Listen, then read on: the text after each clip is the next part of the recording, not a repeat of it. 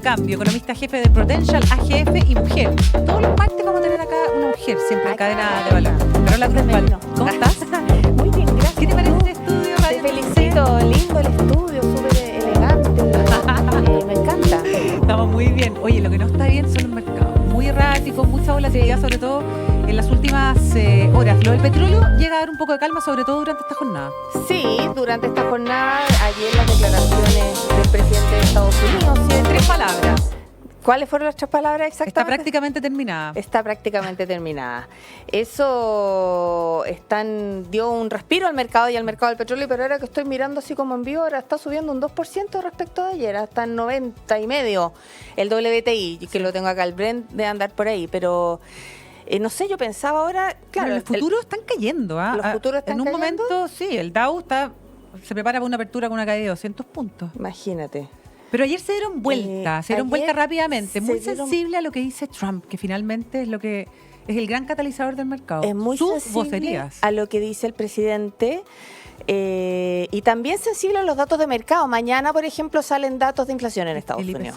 ¿Qué va a pasar? Ayer creo que fueron unos datos de empleo que lo dieron vuelta un ratito. Y el IPC chino. Y el IPC chino también. Salió muy bueno. Entonces estamos en este mercado muy, muy fluctuante, muy, muy reaccionario, ¿cierto? A todas las noticias. Y claro, entonces a uno que no sé, pues yo tengo pasado mañana un desayuno con unos brokers, entonces tenía todo el cuento armado y ya te cambia todo el cuento de nuevo. Totalmente. ¿Cachai? Sí. Entonces uno venía en un mundo que ya la inflación está pasando, estamos creciendo mal, las condiciones financieras son positivas, es mejor, no sé, pues muévase por aquí o por acá. Sí. Y ahora que todo se dio vuelta, que subió el precio del petróleo, o sea, del WTI, del petróleo, por lo tanto de la gasolina, por lo menos ya sabemos que nos va a pegar un par de meses. Sí. Entonces uno dice, ya, bueno, váyase a la UEF. Por eso, bueno, es la base de... Esta es la explicación empírica de por qué hay que tener una cartera bien diversificada. Totalmente, ¿me entiendes tú? Porque muy de acuerdo. Tú no sabes para dónde va. Ahora, lo que me ha llamado mucho la atención es que las bolsas europeas también han resultado muy afectadas, incluso más que las norteamericanas, principalmente por la dependencia energética y por el cierre no oficial, pero sí estratégico del estrecho de Hormuz. ¿Cómo empieza a presionar también desde el punto de vista político? Desde Europa, justamente a propósito de este deterioro. Exactamente. Lo que pasa es que Europa también está como más apretado en términos de actividad, ¿cierto? Y este shock energético finalmente lo que hace es que aumenta las perspectivas de inflación. Y en Europa, al menos ayer, ya incluso algunos analistas empezaron a hablar de alzas de tasas de interés. Entonces, eso sí te liquida el mercado, porque finalmente el precio de una acción se calcula en base al valor presente de los flujos y tú lo divides por una tasa de interés y si ese interés es más alta, te cae. Sí. Es como algo que va como por ese lado. Totalmente. Entonces, pero claro, como ya todo el mundo lo ha dicho, el impacto final de todo esto va a depender si esto va para largo o va para corto. Y eso nadie lo sabe. Porque no sabemos si los de Irán van a responder. No, y la posibilidad de una ofensiva terrestre igual siempre está, o sea, exacto, por lo menos ahí presente. Ahora, Carola, hablemos justamente de la diversificación, de lo importante que es tener un portafolio diversificado, variado, con distintos tipos de instrumentos que te permitan protegerte frente a este tipo de situaciones. ¿Cómo han actuado los bonos? Porque siempre son refugio tradicional. Lo mismo el dólar, que en algún momento, nosotros lo conversamos, no... había perdido de cierta forma como su rol estratégico como refugio. Sí, piensa tú que hay un montón de inversiones que son en dólares porque uno se mete a fondos estos internacionales, ¿cierto? Sí.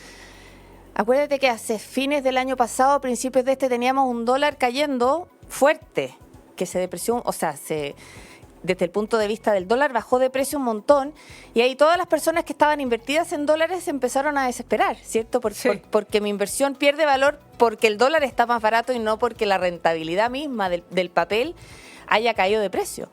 Y hay uno lo que siempre dice, calma, vamos a ver, sálgase un poco, póngase acá, pero no, lo peor que tú puedes hacer es desesperarte y salir sí. Cuando el dólar está bajo. Momento. Imagínate haber salido ayer que estuvo como en 920 en algún minuto. Oye, antes de ayer. Los inversionistas igual se desesperan, o sea, inversionistas cualquiera, de retail, nosotros, yo, tú, amigas, en fin, amigos, pero lo más importante es mantener la calma. Hay que mantener la calma y además hay que invertir de acuerdo con tu perfil de riesgo. Lo que yo siempre digo, si tú no vas a poder dormir tranquilo por un bajón en la bolsa, no te metas a renta variable. Fin de la historia, o sea, no hay nada que hacer. Respecto de la renta fija que tú decías, cierto, los bonos tú ganas plata con los bonos de dos maneras, ¿cierto? Si te posicionas como en el duration, es un poco difícil explicarlo por la radio, pero lo clásico es que si suben las tasas de interés, tu precio del bono cae, ¿cierto? Entonces, el bono era como más seguro y más estable en una perspectiva de alzas de tasas de interés, cuando estábamos antes con la inflación alta, ¿cierto? Ahora, lo que ha pasado es que, estoy hablando ahora hace 2 días, y esto es muy reciente, lo que tenemos es que con esta alza del precio del petróleo, que finalmente se cuela toda la economía, ¿cierto? Y te pega la inflación, volvió a revivir la UEF. Estaba todo el mundo saliendo del UEF, ¿por qué no? Porque ya no hay más inflación. Y por eso te demuestra, es mejor tener un poquito en UEF, un poquito en bono, y si tú puedes dormir tranquilo con las acciones, un poco en renta variable, que el año pasado la bolsa subió más de un 50%, sí. Fue una cosa bien impresionante. Ahora, mañana tenemos cambio de mando. Mañana particularmente podría pasar algo especial en el mercado. Está todo súper internalizado, ya lo sabemos. Y además que la transición ha sido tan larga y ruidosa que se internaliza más todavía. Pero igual, ¿pueden haber señales? Siempre hay un poquito. Piensa tú que cuando fueron las elecciones, ¿cierto? La segunda vuelta, ahí se movió el mercado. Y se movió a la baja. Sí. ¿Por qué? Porque lo típico que dicen todos los financistas, en el fondo, buy the gossip, sell the news. Uh-huh. Entonces tú te mueves antes y ya cuando pasa lo que tiene que pasar, tú ahí vendes tus papeles porque así es la ganancia. Sí. Toma de utilidades se llama. Uh-huh. Me imagino que algo se va a mover, pero si tenemos noticias de afuera que son finalmente, uno no deja de ser un pequeño y lejano país latinoamericano. Sí. Yo creo que te pesa más lo que pasa afuera, si es que pasa algo. Sí. Ahora, palabras, ponte tú, del futuro ministro de Hacienda, Jorge Quiroz, en el sentido del recorte fiscal. Claro. ¿Podrían generar ruido en el mercado? Son buenas señales, esas son buenas señales, pero piensa tú que ayer se le notó sobre los CDS, el Credit Default Swap en Chile, que subió un montón de puntos, que esa es una medida que tiene mucha relación con si tú vas a ser como país un buen pagador o un mal pagador de tu deuda, confianza, que finalmente tiene mucha relación con la presión del gasto fiscal que tú tienes. Uh-huh. En Estados Unidos está pasando lo mismo, los Treasury, la tasa del bono a 10 años del Tesoro norteamericano ha subido en estos últimos días. Sí. Y uno al principio decía, ya, ¿por qué será? Porque están bajando de precio, porque la gente está saliendo, es raro, porque la gente está... Cuando hay episodios de volatilidad, en general la gente se mueve de acciones a renta fija, ¿cierto? Uh-huh. No es fija, pero es más estable. Y claro, esa tasa probablemente está subiendo por la mayor carga fiscal que significa ponerse a bombardear gente. Sí, pues, totalmente. Ahora, bueno, hablando de Estados Unidos, la FED está hoy día en una encrucijada. Tú mencionabas los datos de empleo la semana pasada, como la radiografía bien completa, salió ADP, la tasa el viernes, que no salieron muy buenos, la creación de empleo tampoco, muy por debajo de lo que se esperaba. La economía muestra a ratos como signos de debilidad en algunos sectores. Sí. Ayer justamente revisé algunos datos de consumo, de compras de enero. ¿Ya? Como hizo tanto frío, hacían, por supuesto, el cruce, decían la gente compró bastante menos, salió a gastar menos. Y este ruido inflacionario, más la salida de Powell, como una sopa bien enjuntiosa, genera una encrucijada a la FED, un camino difícil. Sí, es un camino difícil porque recordemos que la FED tiene doble mandato, ¿cierto? Proteger el empleo, pero también mantener la inflación en 2%. Uh-huh. Esa es la meta de la FED. Y si tú recortas tasas de interés, eso es más inflacionario, pero te aumenta el empleo en el fondo. Esa es como la encrucijada. El mercado lo tenía leyendo hasta antes de este episodio de la guerra, en el fondo.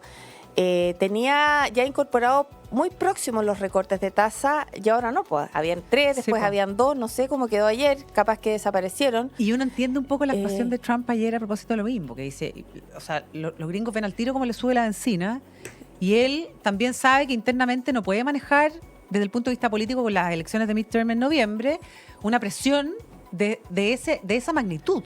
Sí, no sé. Yo creo que la FED la tiene complicada. Powell sale en mayo. Sí. No creo que tenga recortes todavía. Además, si tiene recortes, si la FED recorta, eso debilita el dólar de nuevo. Entonces, no sé si Estados Unidos eso es lo que quiere o no. Algunos dicen que sí lo quiere para beneficiar a la industria local. El tema de los empleos en Estados Unidos es complicado porque en el fondo la tasa de desempleo está bastante estable, pero como esta política migratoria están perdiendo trabajadores, por una parte, y otra parte teníamos al principio que el consumo en Estados Unidos no bajaba tanto, aun cuando la situación del empleo estaba un poquito más débil. Y ahí se leía como que había este efecto riqueza que se decía, el wealth effect, porque los gringos están, no sé, el 60% de la población invierte en acciones, tiene una cultura mucho más accionaria. Los fondos de retiro. Exactamente. Y la bolsa corrió un montón el año pasado, pues entonces la gente como que tenía plata, podía gastar, aun cuando las perspectivas de empleo no eran tan buenas. Y ahora eso, como ha caído la parte de la bolsa más intensiva en las tecnológicas, puede que haya ahí un wealth effect para abajo y eso frena un poco el consumo y por lo tanto la actividad. Bien. Carola Grunwald, muchas gracias por haber venido. Encantada, esperamos seguir recibiendo casa. Tu visita los días martes. Ya, pues feliz. En Radio Hacemos 13. un martes de las mujeres facturas. Martes, mira. Las mujeres facturan todo el rato. Gracias, Carola. Carolina Grunwald, economista jefe de Prudential AGF, hoy día con nosotros en Cadena de Valor. Son las 9 de la mañana con 50 minutos. Wow.